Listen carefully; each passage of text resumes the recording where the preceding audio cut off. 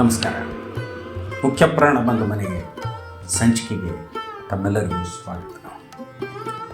ಆತ್ಮೀಯರೇ, ಇವತ್ತು ನಾವು ಒಡಿಶಾ ರಾಜ್ಯದ ರೂರ್ಕೆಲಾ ಜಿಲ್ಲೆಯಲ್ಲಿ ಇರುವಂಥ ಒಬ್ಬ ಹನುಮಂತ ದೇವರ ಚರಿತ್ರೆಯನ್ನು ಚರಿತ್ರೆ ಅನ್ನೋದಕ್ಕಿಂತ ಪರಿಚಯ. ಸುಮಾರು 75 ಅಡಿ ಎತ್ತರದ ಮೂರ್ತಿ. ನಾವು ಆ ಕಡೆ ಹೋದಾಗ ಇಂಥ ಮೂರ್ತಿಗಳೇ ನಮಗೆ ಕಾಣಿಸಿಗೋದು.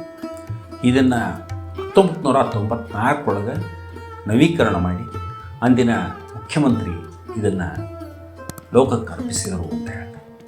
ಬಹಳ ಸುಂದರವಾದಂಥ ಎತ್ತರವಾದಂಥ ವಿಹಂಗಮ ನೋಟ ಇರುವಂತಹ ಮೂರ್ತಿ. ಹನುಮಂತ ದೇವರು ಎಷ್ಟೇ ಆಕಾರದಲ್ಲಿದ್ದರೂ ಅನುಗ್ರಹ ಮಾತ್ರ ಇದೇ ಇರ್ತದೆ. ಇಂತಹ ಹನುಮಂತ ದೇವರು ನಿಮ್ಮೆಲ್ಲರಿಗೂ ಅನುಗ್ರಹವನ್ನು ಮಾಡಲಿ, ಆಶೀರ್ವಾದ ಮಾಡಲಿ ಅಂತ ಹೇಳ್ತಾ ಇಂದಿನ ಸಂಚಿಕೆಯನ್ನು ಮುಗಿಸ್ತೀನಿ.